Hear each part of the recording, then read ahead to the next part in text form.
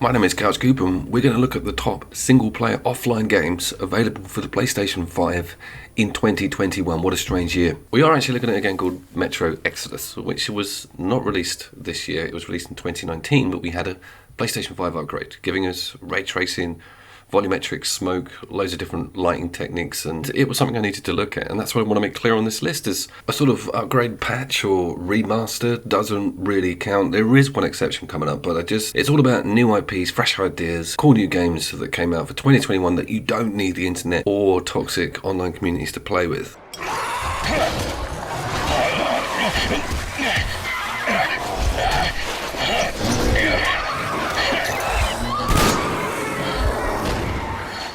But while we're looking at it, I want to talk about it because I was a big fan of the original Metro, and I know about the literature, and I had it on the 360, and it was very much a game that involved looking after a community and sort of venturing further and further out with better and better resources to sort of help out with your base hub and increase your armor and bullets. It was all about putting stuff together and wearing that mask and just creeping out there and dealing with stuff almost on an open world level. This game is entirely on rails. It was really shocking to me. If it isn't, the opening core of it is, and it kind of turned me off a bit.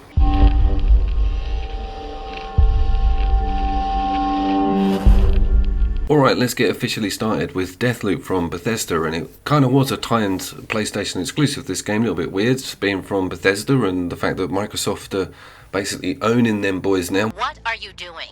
Is this going to be a productive day or not? Library. Choppity fucking chop. This would go straight on to Game Pass next year. Guarantee you. Ridiculous paying 50 quid for it. I managed to pick it up for like 28 quid second hand, so I did alright. I wasn't prepared to pay full price, and this slot also got lost to Far Cry 6. i.e. that didn't make it in it. The studio made the Dishonored games 1 and 2. Huge fans of them. Loved the art style in that. And so I was really prepared for a lot of this kerfuffle with the menus, information, postcards with messages on that you have to keep hold of, and quests coming out your ears. It was a familiar system to me, but it was way too familiar. Having it also as a sort of current gen game, this is released on all the high-end consoles now and is billed as something that's very high production, high budget. It kind of didn't push me over, not as much as when I first fired up Dishonored 1, when you first see those whales and walk down that street. And again, I'm almost seeing a similar silhouette with a lot of these building types as well. It's not strayed very far from that format at all.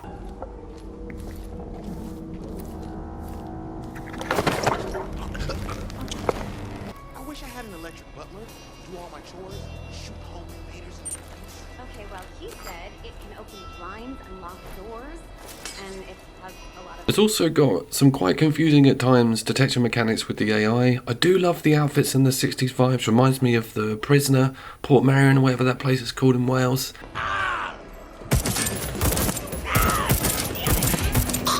As with its previous titles, it doesn't really want you getting into combat. It is a stealth game at heart, but one of the selling points for me was seeing some of this combat, some of this ass kicking when it does go wrong. When you're getting shown the game at the beginning and you do try and get aggressive with them, they just teleport out the way of your gunfire, because it really does want you to make sure you understand stealth mechanics and you understand that respawn, which is like 2 lives, and you just start back from a beginning point. A lot of fuss is made about it. It's not that revolutionary mechanic, but there's something that saves the game.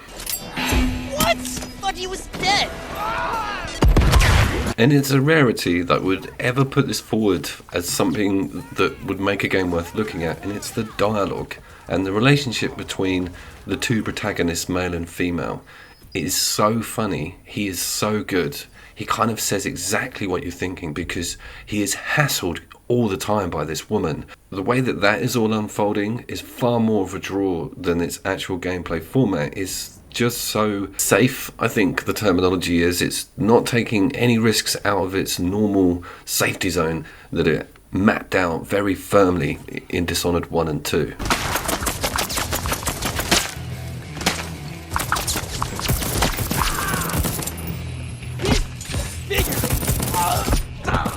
The writing everywhere is actually really cool, and I love the fashion and aesthetic. Some of the dialogue from the NPCs is quite funny, But again, the detection mechanics are kind of haywire. You get given a OP turret gun at the very start of a lot of the levels, and that kind of is making things extremely easy for me and giving me a lot of almost Bioshocky vibes.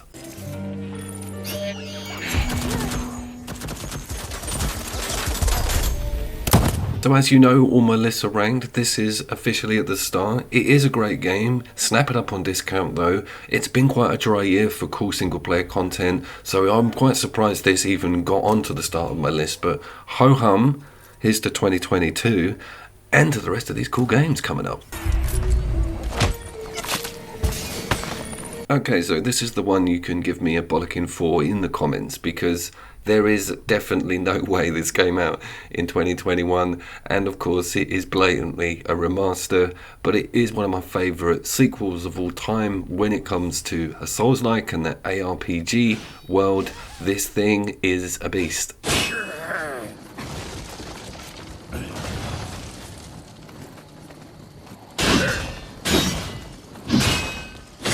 The original Nioh definitely had some PlayStation exclusivity, I seem to remember. This didn't, made it most platforms pretty quickly, but it was the transference to 4K and those high 60 frames per second that came with the PlayStation 5 patch, or remastered edition rather, which was available completely free to anybody who owned the disc or the original Nioh 2 on the PlayStation 4.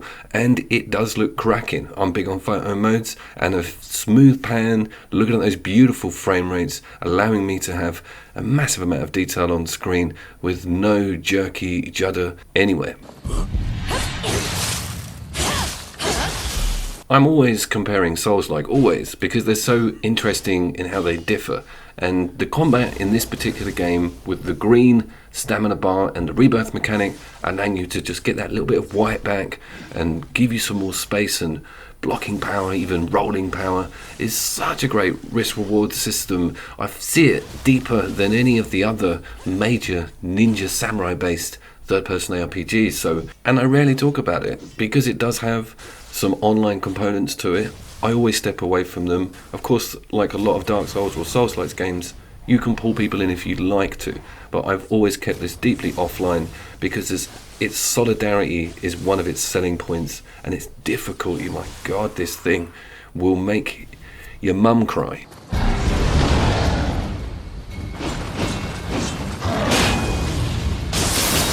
Team Ninja managed to hit this sweet spot with loot, combat, exploration, and all having that embedded bonfire, same sort of combat system, almost tied in with these multiple stances, which was just a mind blower when I first got my head around it.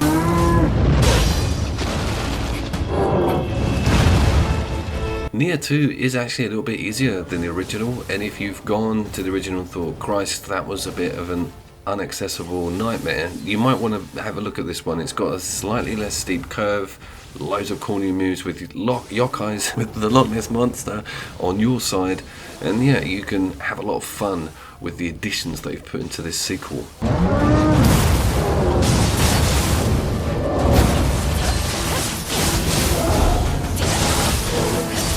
Okay, Resident Evil 8 Village is up next. Keep your eyes on the textures on the left there. Sometimes this game will look absolutely gorgeous, and sometimes it will look rough AF. It's, I think, to do with its lighting is always perfect. It's what it is shining on that it can be a bit of a headache. But I don't want anything taken away from RE8. It's cracking and a real hark back to what we were all kind of missing, but still injecting that amazing first-person idea that we saw with the VR work so much better on the immersion front when it comes to scaring the crap out of me.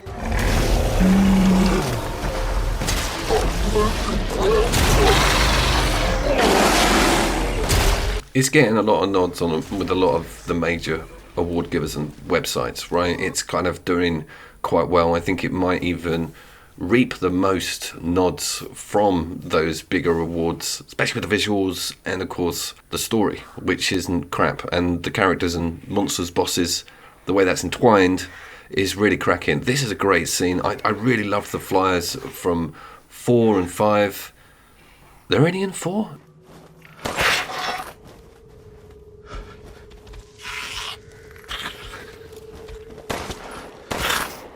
It's quite self-aware with what it was missing in its previous games. It's brought us back a lot of cool military hardware. It's brought us back a semi-open world system, the trader that you have the option to go and see, currency. There's even some really cool mini-games. Almost its entire DNA is made up from the previous Resident Evil titles, were the good ones anyway. And I think that's what's shone through and made it a damn good Resident Evil game.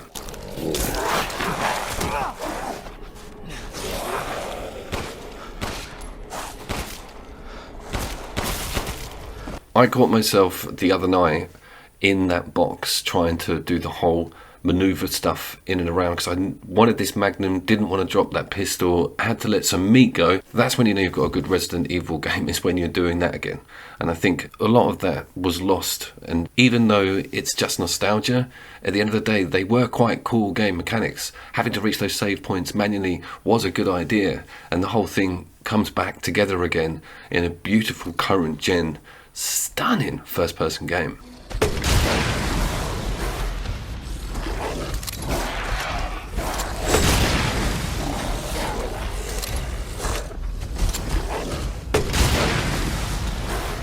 I will say I haven't finished it, and I haven't got to the mercenaries mode, and I have that as a carrot to keep putting the disc back in the machine. I don't know whether, if that wasn't there, I would have flat out finished this game as soon as, but it is up there with the top 3 modern Resi Evil games, so top marks Capcom, well done for keeping it going this year. Well, it's with great pleasure that I get to talk about Kena Bridge of Spirits, a wholeheartedly PlayStation exclusive and an absolutely stunning IP that came out of the gates and bowled us all over. And why did it manage to do that? Well, it looks like they took a hell of a lot of time to make sure this world looked good. They also put so much love into the animations and ideas with all of the characters and environments and interactions and puzzles, opening up the bow and dealing with the different teleport aspects to having that weapon, and of course getting it involved in the combat. It was a game I really quickly noticed was kind of quite special. If you've not played it or know anything about it, I'm trying to think of the best way to pitch it, but it's kind of like a laid-back ARPG that has quite a lot of story, but really exists in a almost free-roaming forest-style wraparound map. And early parts of the game are quite linear, but of course you get given more and more options and quests and people to rescue, and you kind of just get pulled in. You know, you are all of a sudden knee-deep in this story. Every cutscene is amazing. The two brothers are animators, and so that's where we see so much of the quality of this. But none of it would hold any gravitas if the combat was crap, and I remember when I first reviewed this and I came up to a group of enemies, I was heart-pounding thinking this is where it's going to go all wrong, it's where it's going to be weak, and it's just going to fall on its arse, because we knew nothing about how it was going to pan out on that front. It turns out that it can compete with the best of them. I think it will get a lot of #1 awards, and it has done already, totally deserved so. I loved the idea of it coming out of nowhere, not being owned by a sort of massive studio. It's so great to see none of Amazon's games getting much of a mention, apart from New World, which has done surprisingly well.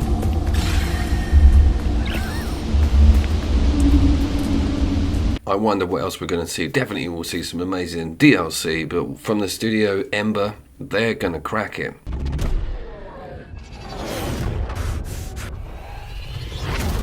Oh yeah, talking of cracking, this game sent me nearly to the asylum. I think I was 4.5 months on the first level of it, and I'll put all of the links in the description. No one is more qualified to talk about the first biome on the planet than me, I don't think, but after getting through that first boss, the second level, and all of the content behind that, and the way the power-ups work in your favour and things start snowballing together so much better than doing those repeated runs to that first boss, Returnal is the be-all and end-all of what PlayStation 5 exclusives are all about. What a winner.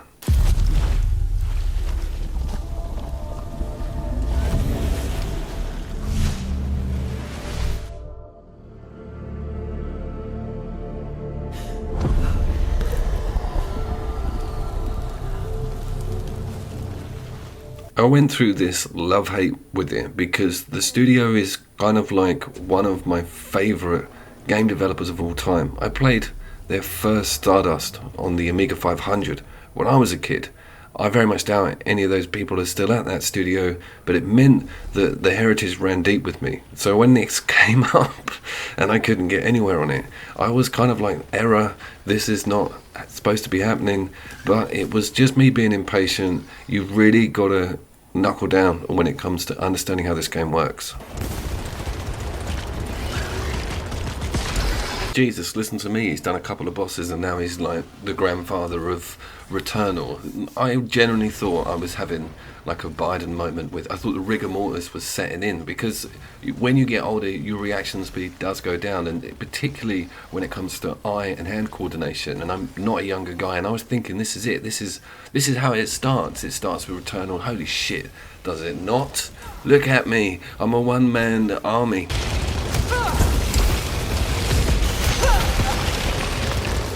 I'm not, I've just been given an unbelievably OP weapon. So that's another thing that happens with the latter levels, is that the weapons just start opening up. You understand the malfunctions and how they can support you, and nothing frightens you. This is one of those rooms that's got the gold doors on it.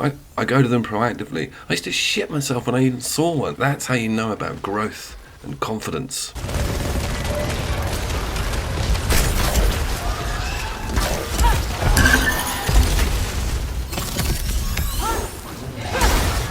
I got to mention the haptics, and I got to talk about the pad noises, because they are crazy, and it is next level what's going on in your hands. You forget until someone else plays it in front of you, and they almost like their eyebrows go straight up. And also playing other third-person ARPGs after getting your teeth into Returnal, everything else is just super slow. You know this game is on the next level, because I go near other stuff and I'm just like, it's just a breeze. This game is sick. There might be a little bit of gamer Stockholm syndrome in there, because it kept me prisoner for so long in that early level, that now I'm released, maybe I'm biased, but I'm not, because I've seen the reviews of it. It's popping up everywhere.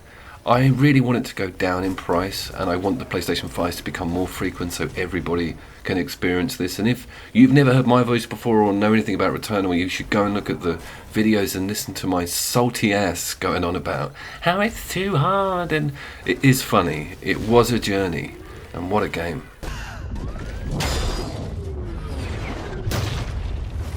Ladies and gentlemen, I was Couch Coop. Thank you very much for getting this far in the video. Returnal was the winner of the video, and I'm going to throw it in as my got ye. But I did want to mention Forza Horizon 5, blatantly been snubbed at all the awards. It is an awesome open world driving game. I put it up there with Burnout Paradise. That's a big, big accusation. I'll see you down there.